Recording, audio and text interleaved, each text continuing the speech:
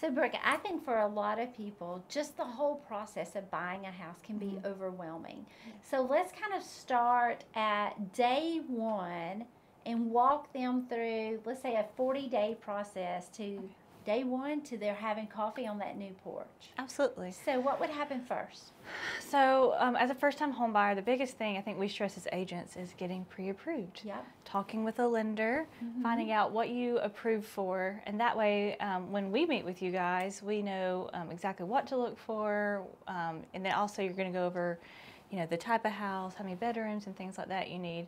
So just being able to have your lender, having those things checked off makes the process faster, but also easier for you guys because we're not looking at houses that don't fit your needs. Well, so that pre-approval process, remember, it takes about, if you're doing a true pre-approval, it's going to take a couple of days because what they're going to want you to do is get what we call fully underwritten. And that is great for you because it takes a lot of the stress off of you if you're doing it before then versus trying to do it while you're buying the house too. So like what that means is the lender is going to say, hey, can you go ahead and send me your last 2 pay stubs, copy of your tax returns, a copy of whatever other documents. It's going to be several, but like a copy of your driver's license, just what we call normal things. So they kind of look at all that and they call it being underwritten because that means that the person who's loaning you the money is taking a look at it and saying, yes, find the house and we'll be happy to write this loan. Yeah, and then I think we also have a few that they do this and their credit score, they're just a little bit under where they need to be to get the house and the price point that they want.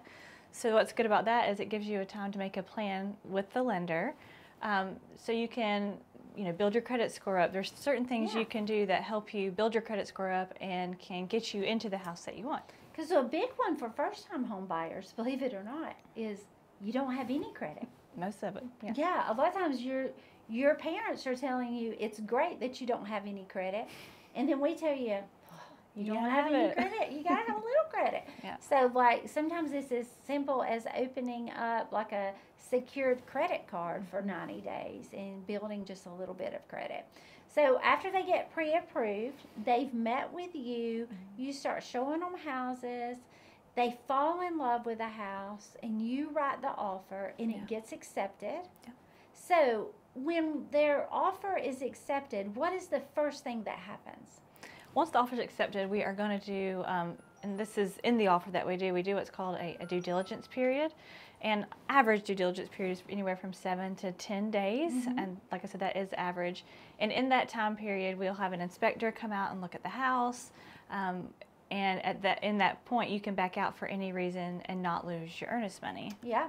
So during due diligence, so you said we'll have an inspector come out, where it's really that the buyer can have an inspector come out because the buyer can pick any inspector they want. Correct. We're going to recommend a couple of people to you that we know have experience and that we've worked with before.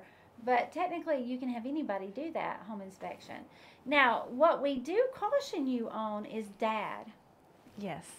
Just, dad coming out and looking and crawling in the crawl space without the experience or knowledge of inspecting homes. Yeah, and your dad might want to. I'm not gonna lie. When our kids are buying a house, Chad's like all over it, like I'm going.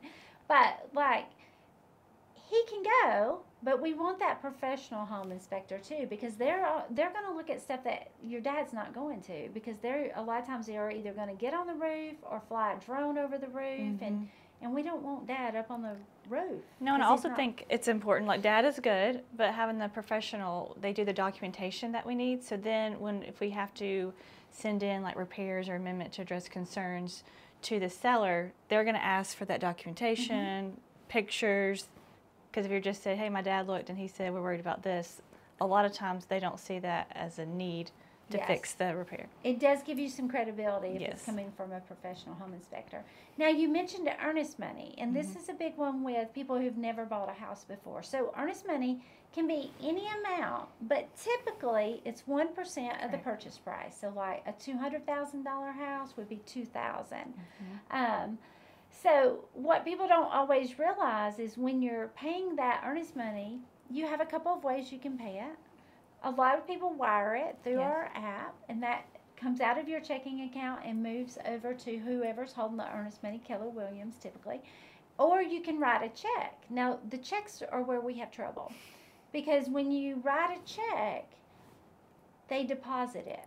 And Correct. you would not believe how many people think that we don't deposit the check, but Yeah, like the that we check just is, hold it, yeah, right. the check is actually deposited. So, and it's deposited like that, like it's supposed to be deposited within a couple of days of you turning it in. There's time limits on that for the brokerages. So, you got your earnest money, you've got your due diligence. So, due diligence is now over. We love the house. We're moving forward. What are they going to have happen next? Once the due diligence is done, now we're in the process of waiting for an appraisal. Mm-hmm. So there is a appraisal contingency in the contract, and that just gives us time to get an appraiser out there, and that is done. Your lender will get in touch with you, and you guys will schedule the appraiser to come out, and they will come and see if the home value is what the asking price is for.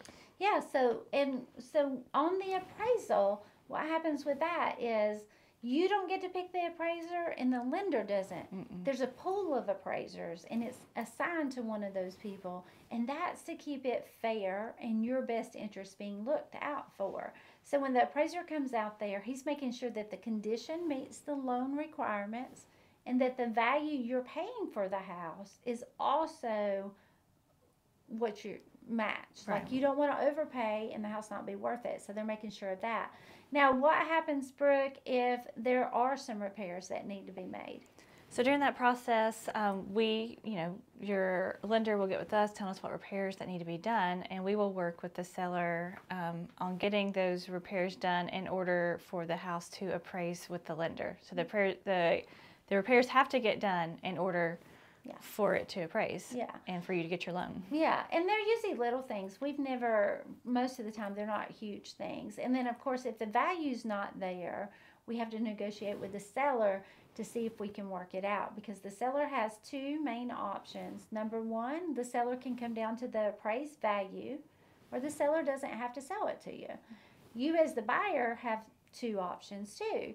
You can pay the difference between the appraised value, but most people don't. No. Or, like I said, we really work it out between all the parties and try to negotiate it so everybody's happy. So after the appraisal, what are we waiting on? We're getting a clear to close. Yeah, we're just waiting on the clear to close, and then it's closing day. Yeah, and get your keys.